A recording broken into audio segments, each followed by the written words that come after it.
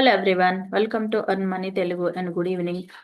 ఈ రోజు సెన్సెక్స్ 409 పాయింట్స్ పెరిగి 80,567 దగ్గర క్లోజ్ అయింది. నిఫ్టీ 50 135 పాయింట్స్ పెరిగి 24,715 దగ్గర క్లోజ్ అయింది. అండ్ బ్యాంక్ నిఫ్టీ 406 పాయింట్స్ పెరిగి 54,067 దగ్గర క్లోజ్ అయింది. ఈ రోజు మార్కెట్లో ఉన్న న్యూస్ ఇంపార్టెంట్ అప్డేట్స్ ఏందో చూద్దాం. ఈ రోజు వీక్స్ అయితే ట్రంప్ గారు ఇండియా పైన 50% ఆఫ్ ద టారిఫ్స్ వేశారు. దాని గురించి యుఎస్ లో ఉన్నటువంటి ఎక్స్పర్ట్స్ ఏం చెప్తున్నారో చూద్దాం. ఇప్పుడు మొబియస్ ఎమర్జింగ్ ఆపర్చునిటీస్ ఫండ్ చైర్మన్ అయినటువంటి మార్క్ మొబియస్ గారు ఏం చెప్తున్నారంటే, ట్రంప్ గారు రష్యా నుంచి విసుగు చెందారని, దానివల్ల ఇండియా పైన టారిఫ్స్ వేస్తున్నారని చెప్తున్నారు.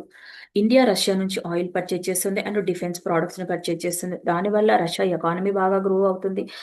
వాళ్ళ ఎకానమీ గ్రోత్ ఉండడం వల్ల ఆ మనీని ఉక్రెయిన్ వార్లో వాడుతున్నారని, దానివల్ల ఉక్రెయిన్లో ఉన్నటువంటి ప్రజలు చాలా పీపుల్ చనిపోతున్నారని ట్రంప్ గారు చెప్తున్నారు.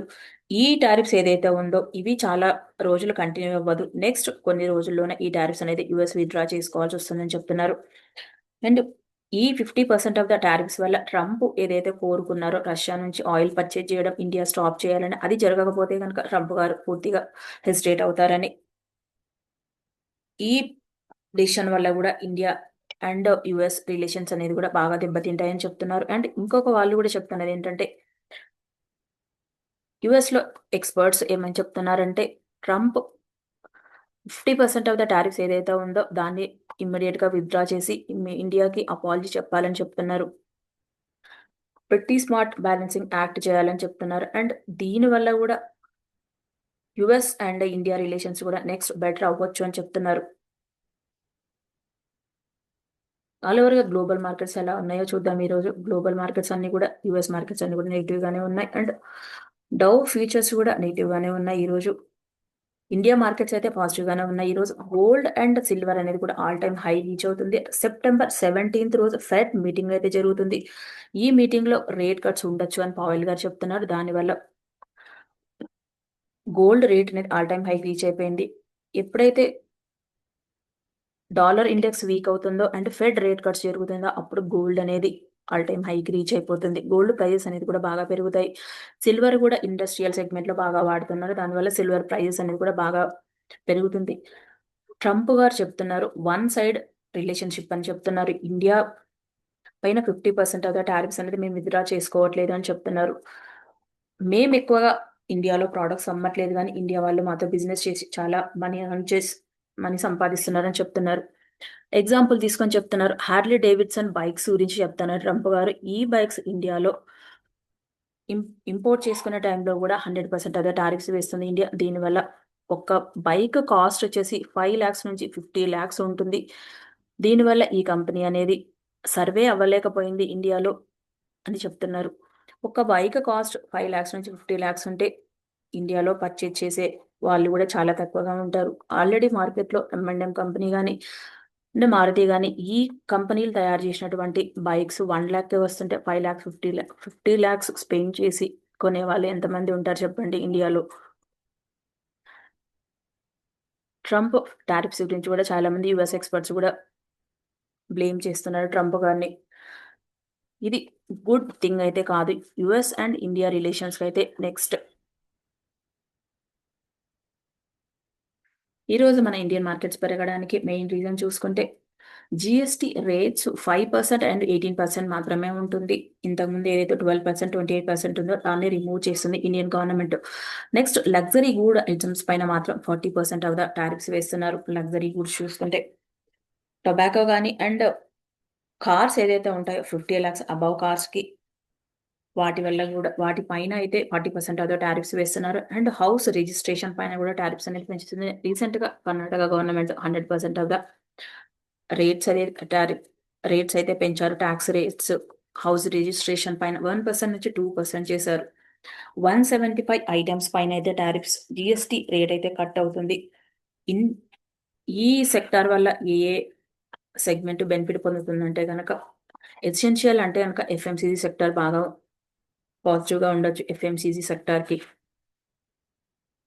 అండ్ 350cc బైక్స్ ఏదైతే ఉంటాయో అబౌవ్ 350cc ఉంటుందో వాటిపైన కూడా టారిఫ్స్ అనేది 40% అనేది వేస్తుంది ఇండియన్ గవర్నమెంట్. కొన్ని ప్రోడక్ట్స్ తక్కువ రేటు ప్రైస్కి వస్తే, కొన్ని ప్రోడక్ట్స్ మాత్రం బాగా ఎక్కువ ప్రైస్ అనేది పెరుగుతుంది. 40% ఆఫ్ స్లాబ్ లో ఉన్నాయి చూసుకుంటే, మొత్తం లగ్జరీ గూడ్ ఐటమ్సే ఉన్నాయి.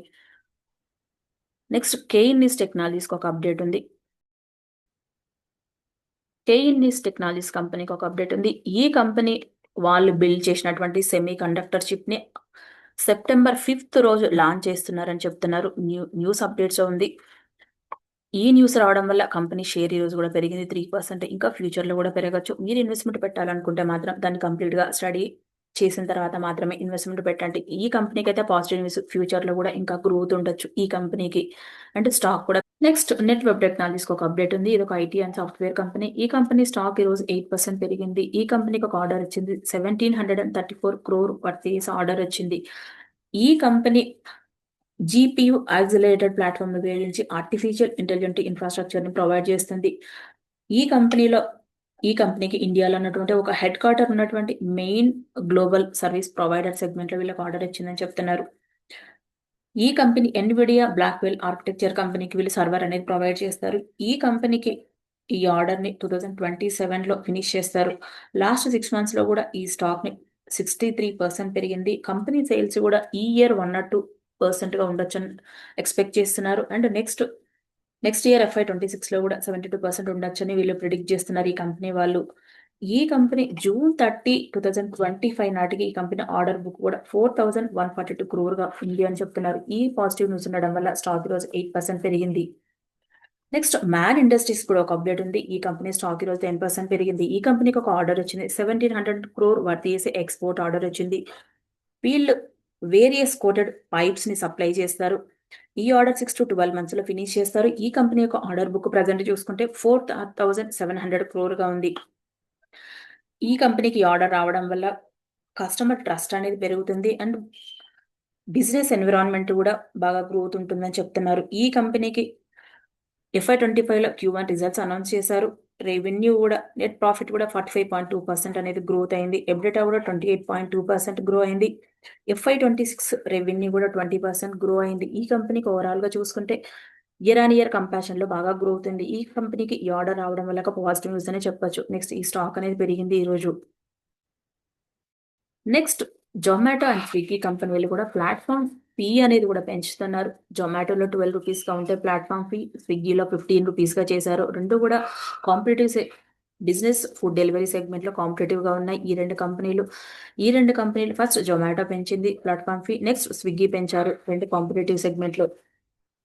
వీళ్ళు ఎందుకు పెంచారంటే కనుక ఫెస్టివల్ సీజన్ వస్తుంది, ఇప్పుడు బాగా డిమాండ్ ఉండడం వల్ల వీళ్ళు ఈ ప్లాట్ఫామ్ ఫీ పెంచారు. 2023లో వీళ్ళు బిజినెస్ స్టార్ట్ చేసినప్పుడు ఓన్లీ 2 రూపీస్గానే ఉంది ప్లాట్ఫామ్ ఫీ. ఇప్పుడు జొమాటోలో 12 రూపీస్ ఉంది, స్విగ్గీలో అండ్ 3 రూపీస్గా ఉంది. దానివల్ల ఈరోజు షేర్స్ అనేది పెరిగాయి రెండు కూడా. మార్కెట్లో ఉన్న న్యూస్ని సింప్లిఫై చేసి మీ ముందుకు తీసుకురావడానికి మేము పెడుతున్న ఎఫర్ట్స్ మీకు ఉపయోగపడుతుంది అనుకుంటే వీడియోని లైక్ చేయండి, షేర్ చేయండి, కామెంట్ చేయండి.